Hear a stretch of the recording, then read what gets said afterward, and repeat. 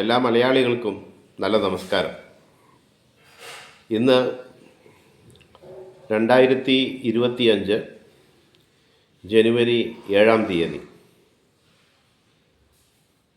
കേരള നിയമസഭാ തെരഞ്ഞെടുപ്പ് നടക്കുന്ന പശ്ചാത്തലത്തിൽ ഇന്ന് നമ്മൾ കേൾക്കുന്ന പ്രധാന വാർത്തകളിൽ ചിലത്: മുഖ്യമന്ത്രി പിണറായി വിജയൻ ധർമ്മടത്ത് മത്സരിച്ചേക്കും, CPIയിലെ മന്ത്രിമാർ ബഹുമാനപ്പെട്ട സഖാവ് അനിലിനെ പോലെയുള്ള സഖാക്കൾ, ചിഞ്ചുറാണിയെ പോലെയുള്ള സഖാക്കൾ മത്സരിച്ചേക്കാം, അവർ മണ്ഡലം മാറാനിടയുണ്ട്. കളമശ്ശേരിയിൽ P. രാജീവ് മത്സരിച്ചേക്കും. ഇങ്ങനെയുള്ള വാർത്തകളാണ് നമ്മൾ കേൾക്കുന്നത്.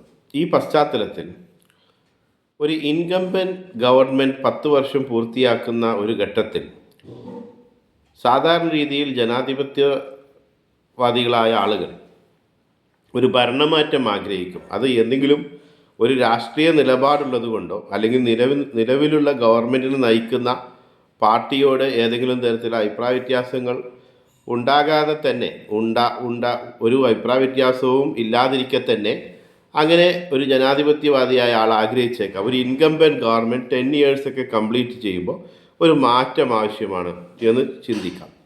അങ്ങനെ വരുമ്പോൾ കേരളത്തിൽ നിലവിൽ അധികാരത്തിൽ വരാൻ സാധ്യതയുള്ള ഒരു മുന്നണി എന്നുള്ള നിലക്ക് UDFൻ്റെ സാധ്യതകൾ പരിശോധിക്കുകയാണ് ഞാൻ ചെയ്യുന്നത്.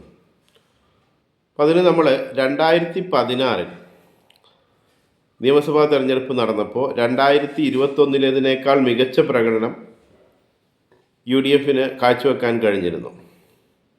അവസാനമായി UDF അധികാരത്തിൽ വന്നത് 2011 അപ്പോൾ അന്നത്തെ സാഹചര്യവുമായിട്ട് നമ്മൾ ചില കാര്യങ്ങൾ വിലയിരുത്താനാണ് ആഗ്രഹിക്കുന്നത്. UDFിലെ വിവിധ ഘടകകക്ഷികൾ ശ്രമിച്ചാൽ അവർക്ക് എത്ര സീറ്റുകൾ വരെ നേടാൻ സാധിക്കും? ജില്ലകളുടെ അടിസ്ഥാനത്തിൽ പരിശോധിക്കുമ്പോൾ പ്രത്യേകിച്ചും കോൺഗ്രസ്സിന് പുതുതായി ഏതെല്ലാം മണ്ഡലങ്ങളിൽ വിജയസാധ്യതകളുണ്ട്? ഇത്തരം കാര്യങ്ങൾ പരിശോധിക്കാനാണ് ആഗ്രഹിക്കുന്നത്. ഇപ്പോൾ ആദ്യമായിട്ട് പറയാൻ ആഗ്രഹിക്കുന്നത് 2011 നിയമസഭാ തെരഞ്ഞെടുപ്പിൽ കോൺഗ്രസ് മത്സരിച്ചത് 82 സീറ്റുകളിലായിരുന്നു. 38 ഇടത്താണ് അവർ വിജയിച്ചത്.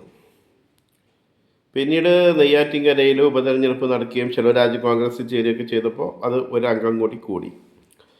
പക്ഷേ ഞാൻ പറയാൻ ആഗ്രഹിക്കുന്നത് 2011 നടന്ന നിയമസഭാ തെരഞ്ഞെടുപ്പിൽ കോൺഗ്രസ് 82 സീറ്റുകളിൽ മത്സരിച്ച് 38 സീറ്റുകൾ നേടിയെങ്കിൽ അന്ന് മത്സരിച്ച് വിജയിച്ച ആ മണ്ഡലങ്ങളിൽ ഇന്ന് വിജയിക്കാനുള്ള സാധ്യതകൾ പരിശോധിക്കാം. അതിന് ഒരു പക്ഷേ തിരുവനന്തപുരം ജില്ലയിലെ ചില മണ്ഡലങ്ങൾ മാത്രമാണ് BJPയുടെ വളർച്ച കൊണ്ട് അത് അസാധ്യമായി തീർന്നിട്ടുള്ളത്. അതേസമയം തന്നെ തിരുവനന്തപുരം ജില്ലയിൽ ഇപ്പോൾ ഈ 2021 ശേഷം അധികാരത്തിൽ വന്ന ഗവൺമെൻറ്റിൻ്റെ ഭാഗമായിരുന്ന ഒരു മന്ത്രിയും അതുപോലെ തന്നെ ഒരു MLAയും, ഇടതുപക്ഷത്തെ പ്രതിനിധീകരിക്കുന്ന ഒരു MLAയും വലിയ ആരോപണങ്ങൾ നേരിടുന്ന ഒരു സാഹചര്യമാണിത്. ഇപ്പോൾ ശബരിമലയിലെ സ്വർണ്ണക്കടത്തുമായി ബന്ധപ്പെട്ടും കോടതി പരാമർശത്തിൻ്റെ അടിസ്ഥാനത്തിലുമൊക്കെ വലിയ ആരോപണങ്ങൾ നേരിടുന്ന, അതിലൊരു MLA തന്നെ അയോഗ്യനാക്കപ്പെട്ടേക്കാവുന്ന അല്ലെങ്കിൽ അയോഗ്യനാക്കപ്പെട്ടിട്ടുള്ള ഒരു സാഹചര്യത്തിലാണ് നമ്മൾ ഇത്തരം കാര്യങ്ങൾ വിലയിരുത്തുന്നത്. അതൊന്ന് തിരുവനന്തപുരം സെൻട്രൽ ലെജിസ്ലേറ്റീവ് അസംബ്ലി കോൺസ്റ്റിറ്റ്യുവൻസിയിൽ നിന്ന് വിജയിച്ചു വന്ന ആൻ്റണി രാജുവാണ്. അദ്ദേഹത്തോട് കഴിഞ്ഞ തവണ VS ശിവകുമാർ, പഴയ ആരോഗ്യവകുപ്പ് മന്ത്രി, പരാജയപ്പെട്ടത് 7000-ഓളം വോട്ടുകൾക്കാണെന്നാണ് എൻ്റെ ഓർമ്മ. അതുപോലെ കഴക്കൂട്ടം മണ്ഡലത്തിൽ BJPക്ക് നല്ലൊരു സ്ഥാനാർത്ഥിയെ അവതരിപ്പിക്കാൻ കഴിഞ്ഞാൽ നല്ലൊരു മത്സരം BJPയും കാഴ്ചവെച്ചേക്കാം. അപ്പോൾ തിരുവനന്തപുരം ജില്ലയിൽ മാത്രമാണ് BJPയുടെ ഒരു സാധ്യത കുറച്ചുള്ളത്. പിന്നെ മഞ്ചേശ്വരം പോലെയുള്ള ചില അപൂർവ മണ്ഡലങ്ങളാണ് സാധ്യതയുള്ളത്. അപ്പോൾ കോൺഗ്രസ്സിന് ഞാൻ കരുതുന്നത് ഇപ്പോഴുള്ള 38 സീറ്റുകൾ 41 സീറ്റ്, അതായത് ഇപ്പോഴുള്ള സീറ്റുകളല്ല, 2011 വിജയിച്ച 38 സീറ്റുകൾ, അതല്ലെങ്കിൽ ആ ഒരു എണ്ണമെങ്കിലും സീറ്റുകൾ വിജയിക്കാവുന്നൊരു സാഹചര്യം ഉണ്ടെന്ന് കരുതിയാൽ ഒരു 3 സീറ്റുകളിൽ കൂടി കോൺഗ്രസ് വിജയിക്കുകയാണെങ്കിൽ 41 സീറ്റുകൾ അപ്പോൾ കോൺഗ്രസ്സിന് വിജയിക്കാൻ സാധിക്കുന്നു എന്ന് നമ്മൾ കരുതുക. അന്ന് യു ഡി എഫിൻ്റെ ഭാഗമായിരുന്ന ലീഗ്, മുസ്ലിം ലീഗ് 20 സീറ്റുകൾ വിജയിക്കുകയുണ്ടായി. അന്ന് കേരള കോൺഗ്രസ് പി സി ജോർജും കെ എം മാണിയും പി ജെ ജോസഫൊക്കെ അടങ്ങുന്ന കേരള കോൺഗ്രസ് ആണ്. പക്ഷേ ഇപ്പോഴും കേരള കോൺഗ്രസ്, ജോസഫ് വിഭാഗം കേരള കോൺഗ്രസ് അത്ര ദുർബലമല്ല. അതുപോലെ തന്നെ മറ്റൊരു കേരള കോൺഗ്രസ്, അനൂപ് ജേക്കബിൻ്റെ നേതൃത്വത്തിലുള്ള കേരള കോൺഗ്രസ് ഇപ്പോഴും യു ഡി എഫിൻ്റെ ഭാഗമായിട്ടുണ്ട്. അപ്പോൾ അങ്ങനെ നോക്കുമ്പോൾ അന്ന് 9 സീറ്റുകളാണ് കേരള കോൺഗ്രസ്, മാണി, അതായത് ജോസഫും കെ എം മാണിയും അതുപോലെ തന്നെ പി സി ജോർജൊക്കെ അടങ്ങുന്ന കേരള കോൺഗ്രസ് അന്ന് 9 സീറ്റുകൾ വിജയിച്ചിരുന്നു. അനൂപ് ജേക്കബ് പിന്നീട് എനിക്ക് തോന്നുന്നത് 2011 തുടക്കത്തിൽ ടി എം ജേക്കബാണ് വിജയിച്ചത്. പിന്നീട് അവിടെ അദ്ദേഹം മരണപ്പെട്ടു. അതിനുശേഷം നടന്ന ഉപതെരഞ്ഞെടുപ്പിലാണ് അനൂപ് ജേക്കബ് വിജയിച്ചു വരുന്നത്. അതാ 2011-16 നിയമസഭ നിലനിന്നിരുന്ന കാലഘട്ടത്തിലായിരുന്നു എന്നാണ് ഓർമ്മ. അപ്പോൾ ഇന്നത്തെ സാഹചര്യത്തിൽ പരിശോധിക്കുമ്പോൾ ഈ കേരള കോൺഗ്രസ്സിന് ഒരു 8-9 സീറ്റുകളിൽ വിജയിക്കാൻ സാധിച്ചാൽ അതിന് സാധ്യതയുണ്ടെന്നാണ് എനിക്ക് തോന്നുന്നത്. കാരണം കഴിഞ്ഞ നിയമസഭയിൽ കേരള കോൺഗ്രസ് ജോസഫ് വിഭാഗത്തിന് 9 MLA-മാരുണ്ടെന്നാണ് ഞാൻ ഓർക്കുന്നത്. അതിന് പുറമെ അവർ തിരുവല്ലയിൽ ശ്രമിക്കുകയാണെങ്കിൽ, പത്തനംതിട്ട ജില്ലയിലെ തിരുവല്ല സീറ്റും അതുപോലെ തന്നെ തൃശ്ശൂർ ജില്ലയിലെ ഇരിഞ്ഞാലക്കുട മണ്ഡലത്തിൽ ഇത്തവണ മന്ത്രി ആർ ബിന്ദു മത്സരിക്കില്ല എന്ന് കേൾക്കുന്നു. അപ്പോൾ അങ്ങനെയാണെങ്കിൽ അവിടെ എന്തോ ഒരു പ്രതിസന്ധിയുണ്ട്, അതുകൊണ്ടാണ് അവർ മത്സരിക്കാത്തത്. ആ ഒരു സാഹചര്യത്തെല്ലാം പ്രയോജനപ്പെടുത്തി മൊത്തത്തിൽ നിലനിൽക്കുന്ന ഒരു ഭരണവിരുദ്ധ വികാരത്തെ പ്രയോജനപ്പെടുത്തി, അല്ലെങ്കിൽ സംസ്ഥാനം എടുത്തിട്ടുള്ള പൊതുകടത്തിൻ്റെ കാര്യങ്ങളൊക്കെ പറഞ്ഞ് ജനങ്ങളെ ബോധ്യപ്പെടുത്തി ഈ ഒരു മെച്ചപ്പെട്ട ധനകാര്യ മാനേജ്മെൻറ്റ് നിർവഹിക്കാൻ ഞങ്ങൾക്ക് സാധിക്കുമെന്ന് യു ഡി എഫിന് ഇവിടുത്തെ കേരളീയ സമൂഹത്തെ ബോധ്യപ്പെടുത്താൻ കഴിഞ്ഞാൽ അതെല്ലാം ഉണ്ടാക്കിയേക്കാവുന്ന മാറ്റങ്ങളുണ്ട്. അപ്പോൾ ഇരിഞ്ഞാലക്കുട മണ്ഡലം കേരള കോൺഗ്രസ് ജോസഫിന് വിജയിക്കാൻ സാധിക്കുകയും അതിന് പുറമെ തിരുവല്ല മണ്ഡലം കൂടി വിജയിക്കാൻ സാധിച്ചാൽ ഈ 2 മണ്ഡലങ്ങളും 2011 വിജയിച്ചിരുന്നു എന്ന് തോന്നുന്നുണ്ട് ഈ ഇരിഞ്ഞാലക്കുട മണ്ഡലം. പക്ഷെ തിരുവല്ല മണ്ഡലം, ഇരിഞ്ഞാലക്കുട മണ്ഡലം കൂടി വിജയിച്ചു കഴിഞ്ഞാൽ, അതായത് കഴിഞ്ഞ തവണത്തെ 6 സീറ്റുകളുടെ പുറമെ ഒരു 2 സീറ്റുകളുണ്ട്. ഏതാനും സീറ്റുകൾ പരാജയപ്പെട്ടേക്കാം. പക്ഷേ നിലവിലുള്ള 6 സീറ്റുകൾ എന്നുള്ളത് കേരള കോൺഗ്രസ് ജോസഫ് വിഭാഗത്തിന് 8 സീറ്റുകളാക്കാൻ കഴിഞ്ഞാൽ, അപ്പോൾ 8ഉം മുസ്ലിം ലീഗിൻ്റെ 20ഉം 28ഉം കോൺഗ്രസ് നേടിയേക്കാവുന്ന 41ഉം 41 സീറ്റുകൾ നേടിക്കഴിഞ്ഞാൽ 69 സീറ്റുകളായി. നിലവിലെ സാഹചര്യത്തിൽ കൊല്ലം ജില്ലയിൽ വളരെ അനുകൂലമായൊരു സാഹചര്യമാണുള്ളത്. അപ്പോൾ ഷിബി ബോബി ജോണിനെ പോലെയുള്ള ഒരാൾ RSPയിൽ നിന്ന് മത്സരിച്ച് വിജയിച്ചു വരുമെന്ന് നമുക്ക് കരുതാം. അപ്പോൾ 41ഉം 8ഉം 41ഉം 8ഉം 49ഉം 20ഉം 69 സീറ്റുകളായി. പിന്നെ ഷിബി ബോബി ജോൺ വിജയിക്കുകയാണെങ്കിൽ 70 സീറ്റുകൾ. അനൂപ് ജേക്കബ് പിറവത്ത് വിജയിക്കാൻ സാധിച്ചാൽ 71 സീറ്റുകളായി. അതിന് പുറമെ ഈ വടകരയിൽ ലത വീണ്ടും മത്സരിക്കുകയാണെങ്കിൽ, RMPയുടെ നേതാവ് സഖാവ് ലത മത്സരിക്കുകയാണെങ്കിൽ ആ സീറ്റ് നേടാൻ കഴിയുമെങ്കിൽ 72 സീറ്റുകൾ നേടാൻ സാധിക്കും. അപ്പോൾ UDFന് അധികാരത്തിൽ വരാൻ ഉള്ള സാധ്യതകളുണ്ട് എന്നാണ് എനിക്ക് തോന്നുന്നത്. അപ്പോൾ ഇപ്പോൾ നിലവിലുള്ള കോൺഗ്രസ് MLA-മാരുടെ എണ്ണത്തേക്കാൾ കൂടുതൽ എത്ര സീറ്റുകളാണ് അധികമായി നേടിയെടുക്കേണ്ടത്, അല്ലെങ്കിൽ അവർക്ക് ഏതൊക്കെ സീറ്റുകൾ നേടിയെടുക്കാൻ കഴിയും എന്ന് നമ്മൾ പരിശോധിക്കേണ്ടതുണ്ട്. അത് നമ്മൾ ജില്ലാടിസ്ഥാനത്തിൽ പരിശോധിക്കുമ്പോൾ കാസർഗോഡ് ജില്ലയിൽ നിന്ന് അവർക്ക് ഉദുമ സീറ്റ് വിജയിക്കുന്നതിന് വേണ്ടി ശ്രമിക്കാവുന്നതാണ്. കണ്ണൂർ ജില്ലയിൽ നിന്ന് കഴിഞ്ഞ തവണ മുസ്ലിം ലീഗ് പരാജയപ്പെട്ട അഴീക്കോട്, മുമ്പ് വിജയിച്ചിരുന്ന അഴീക്കോട് മണ്ഡലം മുസ്ലിം ലീഗിന് വിജയം നേടാൻ ശ്രമിക്കാവുന്നതാണ്. കണ്ണൂരിൽ 2011 കോൺഗ്രസ് വിജയിച്ചിരുന്നു, കണ്ണൂർ നിയമസഭാ മണ്ഡലത്തിൽ. അപ്പോൾ കണ്ണൂർ ജില്ലയിൽ നിന്നുള്ള കണ്ണൂർ നിയമസഭാ മണ്ഡലം, ഇരിക്കൂർ, പേരാവൂർ ഇപ്പോൾ നിലവിലുള്ള വിജയിച്ചിട്ടുള്ള മണ്ഡലങ്ങൾ, ഇതെല്ലാം നേടാൻ കഴിഞ്ഞാൽ, അതുപോലെ തന്നെ 2011 ഞാൻ ഓർക്കുന്നത് വയനാട് ജില്ലയിലെ 3 സീറ്റുകളും കോൺഗ്രസ് വിജയിച്ചിരുന്നു. അല്ലെങ്കിൽ കോൺഗ്രസ് 2 സീറ്റുകളും 1 സീറ്റ് അന്ന് UDFനൊപ്പം ഉണ്ടായിരുന്ന ജനതാദൾ വിഭാഗവും വിജയിച്ചിരുന്നു. അപ്പോൾ ഇപ്പോൾ CK ജാനു എല്ലാം UDFൻ്റെ ഭാഗമായി പ്രവർത്തിക്കാൻ തയ്യാറായിട്ടുണ്ട്. അതുകൊണ്ട് വയനാട് ജില്ലയിൽ നിന്ന് 3 സീറ്റുകളും വിജയിക്കാൻ UDFന് സാധിച്ചാൽ അതിൽ 2 സീറ്റെങ്കിലും കോൺഗ്രസ് നേടാൻ കഴിയും. കോഴിക്കോട് ജില്ലയിൽ കഴിഞ്ഞ കുറേ കാലമായി 2001 ശേഷം നടന്ന നിയമസഭാ തെരഞ്ഞെടുപ്പിൽ കോൺഗ്രസ് ഒരൊറ്റ അസംബ്ലി മണ്ഡലത്തിൽ നിന്നും വിജയിച്ചു വരാറില്ല. അപ്പോൾ ആ ഒരു സാഹചര്യത്തെ നമ്മൾ പരിശോധിക്കുമ്പോൾ അവർക്ക് കോഴിക്കോട്, തിരുവമ്പാടി, കൊടുവള്ളി, കുറ്റ്യാടി ഇതിൽ ചില സീറ്റുകൾ ഇപ്പോൾ നിലവിൽ UDFൻ്റേതായിട്ടുണ്ട്.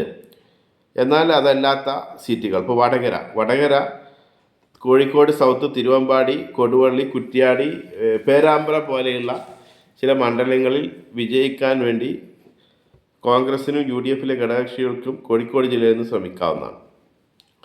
നിലവിലെ രാഷ്ട്രീയ സാഹചര്യത്തിൽ മലപ്പുറം ജില്ലയിൽ നിന്ന് ഒരു വലിയ മുന്നേറ്റം ഉണ്ടാക്കാൻ സാധിച്ചേക്കും. വി അബ്ദുറഹ്മാൻ മന്ത്രി തവനൂരിൽ മത്സരിച്ചേക്കുമെന്ന് ചിലർ പ്രവചിക്കുന്നുണ്ട്. അപ്പോൾ പൊന്നാനി സീറ്റിന് പുറമെ ഒരു സീറ്റ് വിജയിക്കാനുള്ള സാധ്യത കുറവാണ്. അങ്ങനെയാണെങ്കിൽ ഒരുപക്ഷെ ഇപ്പോഴുള്ള നിയമസഭയിലുള്ളതിനേക്കാൾ ഒരംഗത്തെ കൂടി കൂടുതലായിട്ട് മലപ്പുറം ജില്ലയിൽ നിന്ന് UDFന് വിജയിപ്പിക്കാൻ സാധിച്ചാൽ അതൊരു വലിയ മുന്നേറ്റമാവും. തൃശ്ശൂർ ജില്ല നമ്മൾ ശ്രദ്ധിക്കേണ്ട ഒരു ജില്ലയാണ്. കാരണം 2011 അവിടെ നിന്ന് 6ഓളം UDF പ്രതിനിധികൾ വിജയിച്ചിരുന്നെന്നാണ് ഞാൻ ഓർക്കുന്നത്. പക്ഷേ 2016 തന്നെ തൃശ്ശൂർ ജില്ലയിലെ പല മണ്ഡലങ്ങളിലും BJP 30,000-ലധികം വോട്ടുകൾ നേടുന്ന സാഹചര്യം ഉണ്ടായിരുന്നു. അപ്പോൾ ഈ സാഹചര്യങ്ങളെല്ലാം മനസ്സിലാക്കിക്കൊണ്ട് ശരിയായ രീതിയിൽ നല്ല സ്ഥാനാർത്ഥികളെല്ലാം രംഗത്തിറക്കി മത്സരത്തിനൊരുങ്ങുകയാണെങ്കിൽ കൊടുങ്ങല്ലൂർ, മണലൂർ, വടക്കാഞ്ചേരി, ഒല്ലൂർ, തൃശ്ശൂർ, ഇരിഞ്ഞാലക്കുട പോലെയുള്ള മണ്ഡലങ്ങൾ തൃശ്ശൂർ ജില്ലയിൽ നിന്ന് UDFന് വിജയം നേടിയെടുക്കാൻ ശ്രമിക്കാവുന്നതാണ്. അതല്ലാത്ത മണ്ഡലങ്ങളും ശ്രമിക്കാവുന്നതാണ്. ഗുരുവായൂർ മണ്ഡലമൊക്കെ ശ്രമിക്കാവുന്നതാണ്. പത്തനംതിട്ട ജില്ലയിൽ നിന്ന് ആറന്മുള, കോന്നി പോലെയുള്ള മണ്ഡലങ്ങൾ വിജയിക്കാൻ ശ്രമിക്കാം. പാലക്കാട് ജില്ലയിൽ നിന്ന് ചിറ്റൂർ, തൃത്താല, കാരണം MP രാജേഷ് അവിടെ മത്സരിച്ചേക്കാൻ ഇടയില്ല എന്ന് കേൾക്കുന്നു. അപ്പോൾ ആ സാഹചര്യത്തെ പ്രയോജനപ്പെടുത്തിക്കൊണ്ട് അതുപോലെ തന്നെ M സ്വരാജും ഇത്തവണ മത്സരിച്ചേക്കില്ല എന്ന് കേൾക്കുന്നുണ്ട്. അങ്ങനെയാണെങ്കിൽ തൃത്താലയിൽ നല്ലൊരു സ്ഥാനാർത്ഥി ഉണ്ടാകാൻ സാധ്യതയില്ല. ചിറ്റൂർ, തൃത്താല, പാലക്കാട്, പട്ടാമ്പി മണ്ഡലങ്ങൾ പാലക്കാട് ജില്ലയിൽ നിന്ന് വിജയിക്കാൻ ശ്രമിക്കാവുന്നതാണ്. ഇത് പട്ടാമ്പി മണ്ഡലം എന്ന് പറഞ്ഞാൽ കോൺഗ്രസിൻ്റെ CP മുഹമ്മദ് മുമ്പ് വിജയിച്ചിരുന്ന മണ്ഡലങ്ങളാണ്. ആലപ്പുഴ ജില്ലയിൽ നിന്ന് ചെങ്ങന്നൂർ, ഹരിപ്പാട് പോലെയുള്ള മണ്ഡലങ്ങൾ വിജയിക്കാൻ ശ്രമിക്കാവുന്നതാണ്. പിന്നെ ഒരു പ്രധാനപ്പെട്ട ജില്ലയായി നമ്മളിനി പരിശോധിക്കുന്നത് എറണാകുളം ജില്ല എന്ന് പറഞ്ഞാൽ അവിടെ 14 സീറ്റുകളുണ്ട്. ഈ 14 സീറ്റുകളിൽ നിലവിൽ കോൺഗ്രസ് ഒരു നല്ല പൊസിഷനിലാണുള്ളത്. കോൺഗ്രസിന് അവിടെ ഇത്തവണ കോൺഗ്രസിനും അനൂപ് ജേക്കബിൻ്റെ പിറവം സീറ്റ്, അതുപോലെ തന്നെ കളമശ്ശേരി മുസ്ലിം ലീഗ് തന്നെ വീണ്ടും മത്സരിക്കുകയാണ് എങ്കിൽ, കാരണം ചില മണ്ഡലങ്ങൾ വെച്ച് മാറുന്നതിനെക്കുറിച്ച് കോൺഗ്രസും ലീഗും തമ്മിൽ ആലോചിക്കുന്നുണ്ട്. അപ്പോൾ അങ്ങനെയാണെങ്കിൽ കളമശ്ശേരിയിൽ മുസ്ലിം ലീഗ് മത്സരിക്കാറുണ്ട്, പിറവത്ത് അനൂപ് ജേക്കബിൻ്റെ പാർട്ടി മത്സരിക്കാറുണ്ട്, കേരള കോൺഗ്രസ് ജേക്കബ് വിഭാഗം. അപ്പോൾ അവരൊക്കെ മത്സരിക്കുകയാണെങ്കിൽ ഒരു വലിയ മുന്നേറ്റം ഉണ്ടാക്കാൻ കഴിയും. കോട്ടയത്ത് നിലവിലെ സാഹചര്യത്തിൽ UDFന് അനുകൂലമായൊരു മുന്നേറ്റം ഉണ്ടാക്കാൻ കഴിയും. ഇടുക്കിയിലും നിലവിലുള്ളതിനേക്കാൾ 1-2 സീറ്റുകൾ കോൺഗ്രസ്സിന് അധികമായി നേടിയെടുക്കാൻ ശ്രമിക്കാവുന്നതാണ്. പിന്നെ ഒരു പ്രധാനപ്പെട്ട ജില്ല എന്ന് പറയുന്നത് തിരുവനന്തപുരമാണ്. വർക്കല, നെടുമങ്ങാട്, കഴക്കൂട്ടം, വട്ടിയൂർക്കാവ്, കാട്ടാക്കട, അരുവിക്കര, തിരുവനന്തപുരം സെൻട്രൽ ഈ മണ്ഡലങ്ങളിലെല്ലാം 2011 നിയമസഭാ തെരഞ്ഞെടുപ്പിൽ തിരുവനന്തപുരം ജില്ലയിൽ നിന്ന് UDF വിജയിച്ചിരുന്നു. നിലവിലെ സാഹചര്യത്തിൽ BJP അവിടെ ഒരു പ്രധാന കക്ഷിയാണ്. ഏറ്റവും ചുരുങ്ങിയത് തിരുവനന്തപുരം സെൻട്രൽ, പക്ഷേ അവിടെ 2ാം സ്ഥാനത്ത് വന്നത് കഴിഞ്ഞ തവണ 2011 UDF ആണ്. കഴക്കൂട്ടം, തിരുവനന്തപുരം സെൻട്രൽ, നേമം, വട്ടിയൂർക്കാവ് മണ്ഡലങ്ങളിൽ BJPക്ക് നല്ല പ്രകടനം കാഴ്ചവെക്കാൻ സാധിക്കും. അപ്പോൾ അതിൽ ഏതെങ്കിലും ഒരു സീറ്റിൽ അവർ വിജയിക്കാൻ സാധ്യതയുണ്ട്. വട്ടിയൂർക്കാവിൽ നല്ലൊരു സ്ഥാനാർത്ഥി ഉണ്ടാവുകയാണെങ്കിൽ, കാരണം വിവിധ ഘടകങ്ങളുണ്ട്. ഒന്ന്, ഞാൻ നേരത്തെ സൂചിപ്പിച്ചതുപോലെ ഒരു മുൻ മന്ത്രി ആൻ്റണി രാജു തിരുവനന്തപുരം സെൻട്രലിൽ ഇനി മത്സരിക്കുകയില്ല. അപ്പോൾ അവിടുത്തെ ജനപ്രതിനിധി ഇത്തരം കളങ്കമുള്ള ഒരാളായിരുന്നു എന്നുള്ളത് LDFിനെ സംബന്ധിച്ചിടത്തോളം ഒരു തിരിച്ചടി നേരിടാൻ കാരണമായേക്കാവുന്ന ഒരു ഘടകമാണ്. അതുപോലെ തന്നെ ഈ കടകംപള്ളി സുരേന്ദ്രനെതിരെ ഉള്ള ആരോപണങ്ങൾ, ഈ രണ്ട് കാരണങ്ങൾ കൊണ്ട് തിരുവനന്തപുരം ജില്ലയിൽ മൊത്തത്തിൽ LDFിൻ്റെ പ്രതിച്ഛായക്ക് മങ്ങലേൽപ്പിക്കുന്നതിൽ, അതായത് വെറുതെ ആക്രമണം ഉന്നയിക്കുകയല്ല, മതിയായ രേഖകളോടുകൂടി ആ വിഷയത്തെ ഒരു തെരഞ്ഞെടുപ്പ് പ്രചരണ വിഷയമാക്കി മാറ്റിയാൽ അത് ഗുണം ചെയ്യുമെങ്കിൽ തീർച്ചയായിട്ടും ആ കാര്യങ്ങളിൽ ഉന്നയിക്കുന്ന ആരോപണങ്ങളിൽ ഈ ജനപ്രതിനിധികളായിരിക്കെ ചെയ്യാൻ പാടില്ലാത്ത കാര്യങ്ങൾ ചെയ്തിട്ടുണ്ട് എന്ന് ബോധ്യപ്പെട്ടിട്ടുണ്ട് എങ്കിൽ UDFിനെ കാര്യം ജനങ്ങളെ ബോധ്യപ്പെടുത്താൻ ശ്രമിക്കുകയും അങ്ങനെ തിരുവനന്തപുരം ജില്ലയിൽ ഒരു വലിയ മുന്നേറ്റം ഉണ്ടാക്കാൻ ശ്രമിക്കുകയും ചെയ്യാവുന്നതാണ്. അങ്ങനെയാണ് എങ്കിൽ ഈ ഇപ്പോൾ നേരത്തെ സൂചിപ്പിച്ചതുപോലെ തിരുവനന്തപുരം സെൻട്രലും കഴക്കൂട്ടം മണ്ഡലങ്ങൾ കോൺഗ്രസ്സിന് LDFിൽ നിന്ന് പിടിച്ചെടുക്കാൻ സാധിക്കും. ഇത്തരം ഒരു സാഹചര്യങ്ങളെ നമ്മൾ മുന്നിൽ വെച്ച് കാര്യങ്ങളെ നിരീക്ഷിക്കുമ്പോൾ എനിക്ക് തോന്നുന്നു UDFിന് കേരളത്തിൽ അധികാരത്തിൽ വരാനുള്ള സാധ്യതകളുണ്ട്. അതേസമയം തന്നെ ഇനി വരാനിരിക്കുന്ന ദിവസങ്ങളിൽ ഉണ്ടാകുന്ന തീരുമാനങ്ങൾ, സ്ഥാനാർത്ഥി നിർണയം, ഇത്തരം കാര്യങ്ങളെ കൂടി ആശ്രയിച്ചിരിക്കും തെരഞ്ഞെടുപ്പ് ഫലം. രാഷ്ട്രീയ വിഷയങ്ങളിൽ തൽപരരായ നമുക്ക് ആകാംക്ഷയോടെയും കൗതുകത്തോടും കൂടി തുടർന്നുള്ള വാർത്തകൾ ശ്രദ്ധിക്കാം. നമുക്ക് വീണ്ടും കാണാം. നന്ദി, നമസ്കാരം.